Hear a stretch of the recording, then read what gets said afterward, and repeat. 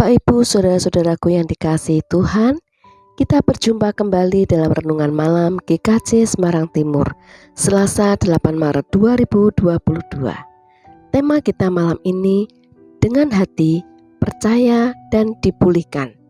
Namun sebelumnya, mari kita tundukkan hati kita untuk mohon terang kasih Tuhan. Saya hantarkan. Bapa yang Maha Kasih, sungguh kami mengucap syukur atas kasih dan penyertaan-Mu yang sempurna untuk setiap kami. Sebelum kami mengistirahatkan badan kami hendak merenungkan firman-Mu. Bukalah mata hati dan telinga kami, beri kami hikmat marifat-Mu, agar kami boleh mengerti apa yang hendak Bapa ajarkan. Bersabdalah, kami siap untuk mendengar. Dalam nama Tuhan Yesus kami berdoa. Amin. Sebagai landasan renungan kita pada malam hari ini, kita akan membaca Kitab Zakaria pasal ketiga ayat 1 sampai dengan ayat 10. Oleh Lembaga Alkitab Indonesia diberi judul Penglihatan keempat, Imam Besar Yosua. Demikian firman Tuhan. Kemudian ia memperlihatkan kepadaku Imam Besar Yosua berdiri di hadapan malaikat Tuhan, sedang iblis berdiri di sebelah kanannya untuk mendakwa dia. Lalu berkatalah malaikat Tuhan kepada iblis itu, Tuhan kiranya menghardik engkau, hai iblis. Tuhan yang memilih Yerusalem kiranya menghardik engkau. Bukankah dia ini puntung yang telah ditarik dari api? Adapun Yosua mengenakan pakaian yang kotor waktu dia berdiri di hadapan malaikat itu, yang memberikan perintah kepada orang-orang yang melayaninya. Tanggalkanlah pakaian yang kotor itu daripadanya. Dan kepada Yosua ia berkata, lihat, dengan ini aku telah menjauhkan kesalahanmu daripadamu. Aku akan mengenakan kepadamu pakaian pesta. Kemudian ia berkata, taruhlah serban tahir pada kepalanya.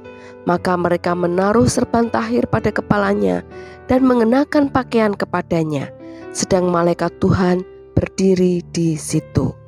Lalu malaikat Tuhan itu memberi jaminan kepada Yosua, katanya, beginilah firman Tuhan semesta alam, apabila engkau hidup menurut jalan yang kutunjukkan dan melakukan tugas yang kuberikan kepadamu, maka engkau akan memerintah rumahku dan mengurus pelataranku, dan aku akan mengizinkan engkau masuk ke antara mereka yang berdiri melayani di sini. Dengarkanlah, hai Imam Besar Yosua, engkau dan teman-temanmu yang duduk di hadapanmu, sungguh kamu merupakan suatu lambang, sebab sesungguhnya aku akan mendatangkan hambaku, yakni Sang Tunas. Sebab sesungguhnya permata yang telah kuserahkan kepada Yosua, satu permata yang bermata 7. Sesungguhnya aku akan mengukirkan ukiran di atasnya. Demikianlah firman Tuhan semesta alam, dan aku akan menghapuskan kesalahan negeri ini dalam 1 hari saja. Pada hari itu, demikianlah firman Tuhan semesta alam, setiap orang daripadamu akan mengundang temannya duduk di bawah pohon anggur dan di bawah pohon ara. Demikianlah firman Tuhan. Berbahagialah kita yang mendengarkan firman Tuhan, memeliharanya dan tekun untuk melaksanakannya. Haleluya, amin. Bapak, Ibu, saudara yang dikasihi Tuhan, perikop yang baru saja kita baca ini mengisahkan Nabi Zakaria diberi penglihatan yang keempat. Imam Besar Yosua berdiri di hadapan malaikat Tuhan, dan iblis berdiri di samping Yosua, siap untuk mendakwa karena Yosua dianggap tidak layak untuk melayani Tuhan. Tapi malaikat Tuhan menghardik iblis karena Yosua adalah puntung yang telah ditarik dari api. Mengapa disebut puntung yang telah ditarik dari api? Di ayat yang ketiga dan keempat diceritakan bahwa Yosua berpakaian kotor. Malaikat Tuhan memerintahkan orang-orang yang melayaninya agar menanggalkan pakaian kotor itu dan menggantinya dengan pakaian pesta, dan menaruh serban tahir di atas kepala Yosua. Artinya, imam besar Yosua yang tidak layak untuk melayani Allah karena dosa-dosanya, Allah sendiri yang mengampuni dan melayakkan serta mentahirkan imam besar Yosua. Bahkan Allah memberi jaminan kepada Yosua, apabila ia hidup seturut petunjuk Allah dan melakukan tugas yang diberikan, Yosua akan masuk dalam deretan orang yang melayani Allah di bait-Nya. Bukan hanya itu, Allah memberikan janji akan mendatangkan Sang Tunas, dialah Yesus Kristus, yang disimbolkan sebagai permata bermata 7. Allah akan menghapuskan kesalahan negeri itu dalam sehari. Itu bukan hanya berlaku bagi orang-orang Yehuda saja, tapi juga bagi seluruh umat manusia. Bapak, Ibu, Saudara yang dikasihi Tuhan, Yosua dan teman-teman yang duduk di hadapannya itu adalah lambang bagi kita. Kita ini seperti Yosua, puntung yang ditarik dari api. Maka kita semakin menyadari betapa rusaknya hidup kita ini dan betapa besar anugerah Tuhan atas hidup kita. Tuhan mau bermurah hati, menyelamatkan, menyucikan, dan memakai kita, si puntung yang terbakar ini. Ya, hanya karena kedaulatan dan anugerah Tuhan sajalah Yosua dan kita orang percaya diselamatkan atas dosa-dosa.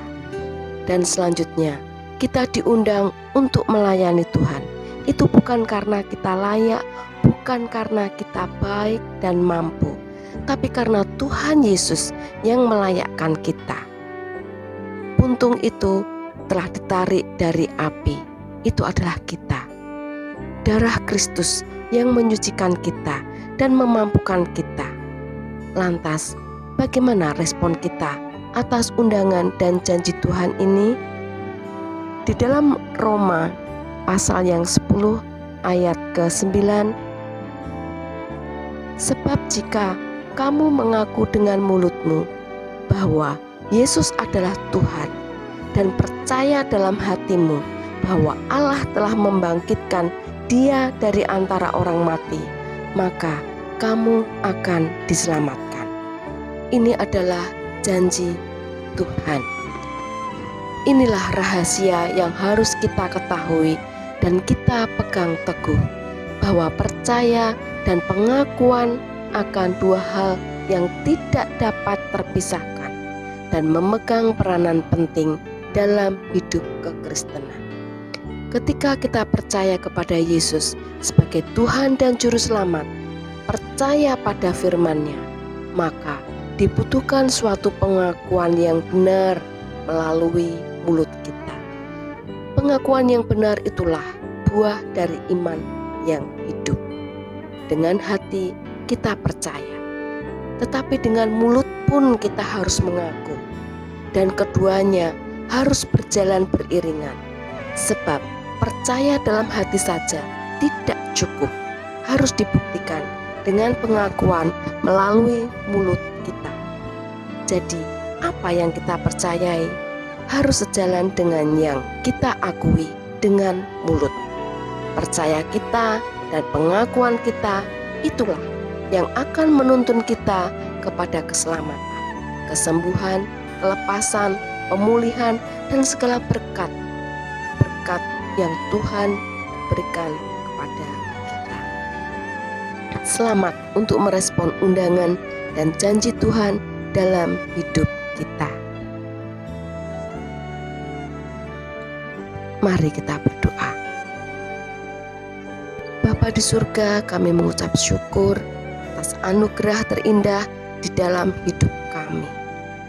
Karena Engkau telah mendatangkan Sang Tunas bagi kami, satu permata yang bermata tujuh bagi kami, yaitu Yesus Kristus, Juru Selamat kami yang sejati. Hanya dengan darahnya yang kudus, dosa-dosa kami bisa ditebus. Ya Bapa, kami mau menerima Yesus Kristus sebagai satu-satunya Juru Selamat di dalam hidup kami. Kami mau mengakui dengan mulut kami bahwa Yesus adalah Tuhan dan percaya dalam hati kami bahwa Allah telah membangkitkan Dia dari antara orang mati. Karena dengan hati orang percaya dan dibenarkan, dengan mulut orang mengaku dan diselamatkan. Itu adalah janji-Mu. Terima kasih atas anugerah terindah di dalam hidup kami. Terima kasih atas keselamatan, kesembuhan, kelepasan, pemulihan, dan segala berkat-berkat-Mu untuk setiap kami. Kini saatnya bagi kami untuk mengistirahatkan badan kami dari segala kepenatan. Selimuti kami dengan kasih-Mu, hingga esok hari kami pulih bangun dengan badan yang segar menyambut hari baru pemberian-Mu. Ampuni segala dosa dan kesalahan kami. Di dalam nama Tuhan kami Yesus Kristus, kami telah berdoa dan mengucap syukur. Haleluya. Amin.